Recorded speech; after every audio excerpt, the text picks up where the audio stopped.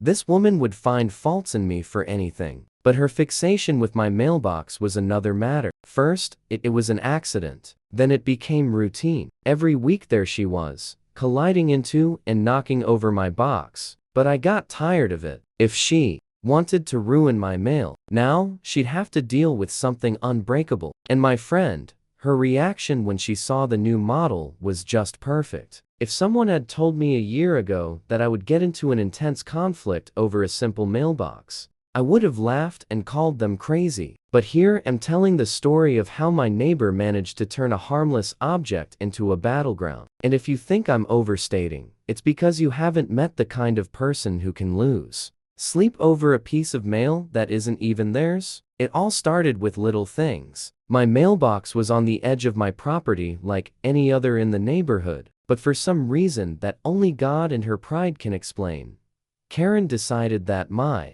box was a personal offense against the appearance of the neighborhood. The first incident was subtle. One day, I went out to collect my mail and noticed that the box was a little crooked. No big deal. It could have been the wind, a child playing, anything. But then it happened again and again. And just when I thought I was imagining things, the truth fell into my lap. One day, I decided to install a security camera in front of my house. Not because of the mailbox specifically, but because the neighborhood had been experiencing a few thefts, and I thought it was worth it. On the first day of recording, I went to check the images, and there it was, in the middle of the night, flashlight in hand, smashing my mailbox. Yes, stomping. A middle-aged woman dressed in a flowery robe, trampling on my mailbox as if she were fighting for the freedom of an oppressed nation. For a second, I was in shock. But then I started laughing because it couldn't be real. Now, any normal person would call the police, or at least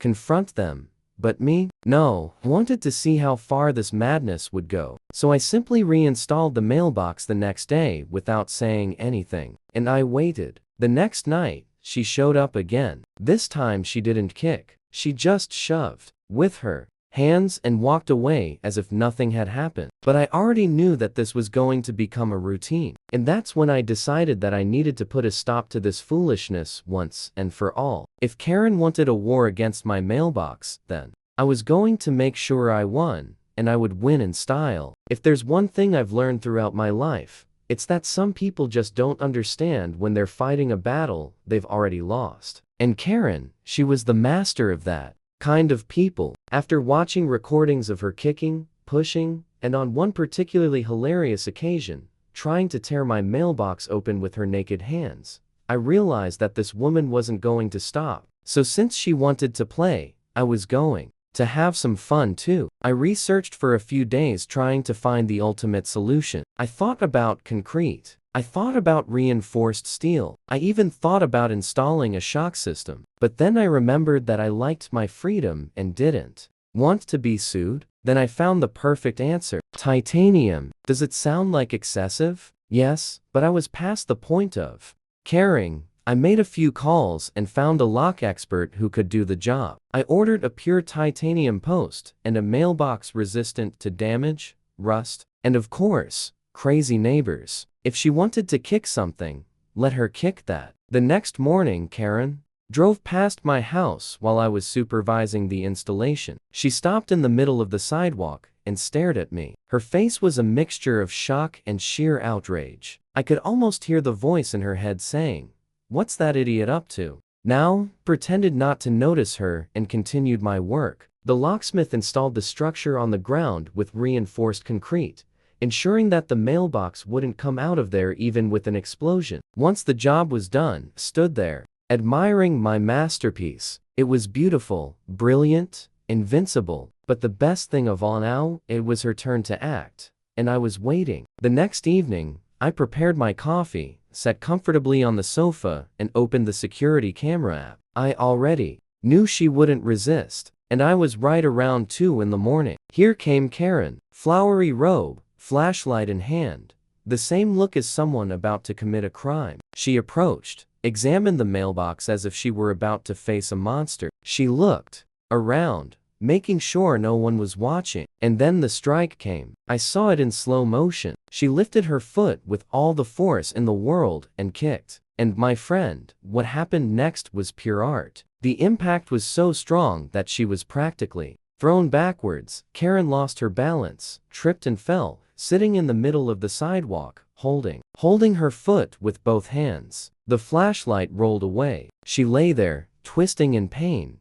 muttering curses that would have made even a sailor blush. I watched, sipping my coffee, smiling like someone who has just seen the best episode of a series. She stood up with difficulty, limping. She looked at the mailbox as if hoping that this time she had managed to destroy it. But there it was, flawless, solid, untouched. Karen had lost, and for the first time, she knew it. If I thought the mailbox was going to end there, I was wrong. Karen was too stubborn to accept a simple defeat. She could have walked out of there, swallowed her ego, and got on with her life. But no, this woman didn't know how to lose. And like any good antagonist who has been dealt a heavy blow, she decided to escalate. The problem was that now she was limping. The next morning, I went out to get the newspaper, and right away, I saw the most wonderful scene in the world. Karen sitting on the bench on the balcony with the bag of ice on her foot. Yes, the woman who had tried to destroy my mailbox in the dead of night was now sitting there with her face gloomy, recovering from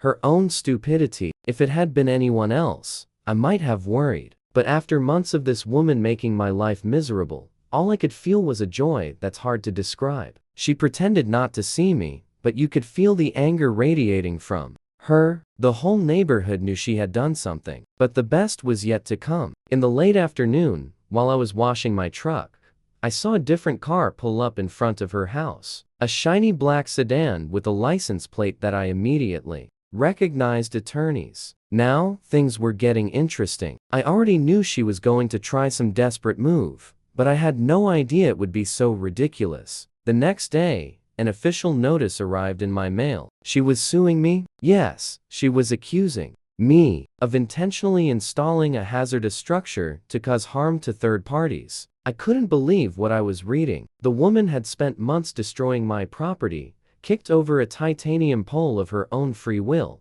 and now she wanted to make me pay for it. I laughed so hard I had to sit down. But that's okay. If she wanted to play that game, then I was going to play it the day of. The hearing arrived. We went to the local courthouse, and Karen showed up with her foot bandaged, limping dramatically as if she had been the victim of a terrible crime. She walked in with a boastful lawyer, the kind who talks tough to sound smart. Me? I went alone because in all honesty, I didn't need any help to beat this circus. The session began and the judge asked her lawyer to present her case. The speech was award-winning. My client suffered serious injuries due to a devious act by the defendant. You installed a highly durable structure knowing that it could cause harm, and you didn't put up any warnings about the risk. Oh, right. Now, I was an evil villain who went around installing deadly letterboxes. The judge looked at me. Sir, how do you respond to these allegations? I crossed my arms and smiled. Your Honor, my neighbor destroyed 3 of my mailboxes before that. I just wanted to make sure this one didn't get knocked over too. The judge frowned. Do you have evidence of that? Oh, yes, I did. I took the USB stick out of my pocket, handed it to the officer, and waited while they played the video. And then the whole room watched Karen kick my mailbox like a football. The judge stopped the video at the exact moment of impact. You could see her leg bending awkwardly, and the look of pure pain on her face as she realized what a blunder she had made. The silence in the courtroom was priceless. Her lawyer struggled on her own argument. The judge sighed and took off his glasses. Madam, did you kick the structure of your own free will? She mumbled. I didn't know it was so solid. The judge wiped his hands across his face. No longer tolerant. Case dismissed. Next case. And that's how Karen lost for the second time. But my friend, it wasn't over yet. If Karen had a shred of dignity, she would have accepted the judge's decision and got on with her life. But as I had already learned, this woman didn't know how to lose. She left the courtroom furious, limping, grumbling, luring words that could not be repeated in public. Her foot was still bandaged, but honestly, It was her pride that was hurting. And if I thought she was going to give up after a public disgrace in front of the judge, I was sorely mistaken. Because Karen wasn't going to rest until she tried to ruin me somehow. The problem this time, she really messed herself up. A few days after the hearing, the whispers started. The neighbors told me that she was trying to gather signatures so that I would be forced to remove my mailbox. Yes, after losing in court, her new strategy was to try to get the whole neighborhood to turn against me. And as always, the reason she used was completely absurd. The presence of this mailbox poses an imminent risk to the children in the neighborhood? Yes. Now, apparently my mailbox was a danger to public safety. The detail: there were no children in the neighborhood. The condominium was made up almost entirely of elderly people and couples without children. The closest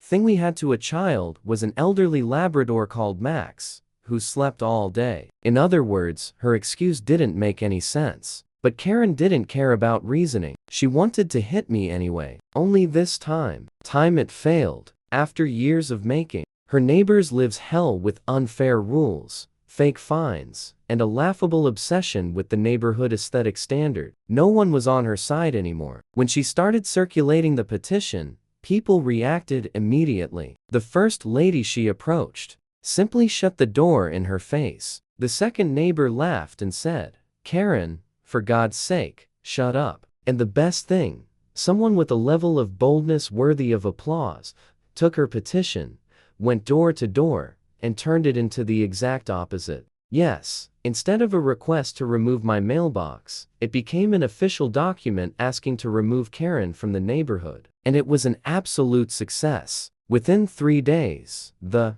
petition already had far more signatures than necessary. And now, the neighborhood had a new goal: eliminating Karen. The residential complex had clear rules. If a resident became a constant problem, and the board voted against them, they could be removed from the neighborhood. And after years of mistreatment, the neighbors finally banded together to put an end to her era of fear. At the end of the week, I received an email from the community council. An emergency meeting had been arranged, and to my surprise, the subject was Karen. On the day of the meeting, the community hall was crowded. Everyone wanted to see the dictator fall. Karen walked in with her usual confidence, trying to look like she wasn't worried, but you could see in her eyes that she knew she was defeated. The leader of the board stood up, cleared his throat, and announced, "The Homeowner Association has received multiple formal complaints about Karen's behavior. In light of this, we are putting her removal from the neighborhood to a vote." Karen went pale. She tried to argue, tried to blame me, tried to say it was all a scheme, but no one else cared what she had to say. The vote took place, and the result unanimous. Karen was officially banished from the neighborhood. And when the decision was announced, I saw something I never thought I'd see. The whole neighborhood cheering. She had 30 days to sell the house and get out of there. And my friend, it was a wonderful month. The neighbors rejoiced. People who barely spoke to each other began to unite, laughing at the fall of the ruler of oppression. And what about me? Oh, I enjoyed every second of it. I made a point of stopping in front of her house every day, saying hello with a smile. Little by little, the sale notice appeared in front of the house. And then one fine day, Karen vanished. She was gone forever. The neighborhood was finally free and my mailbox untouched. And if you liked this video, don't forget to comment and subscribe to the channel.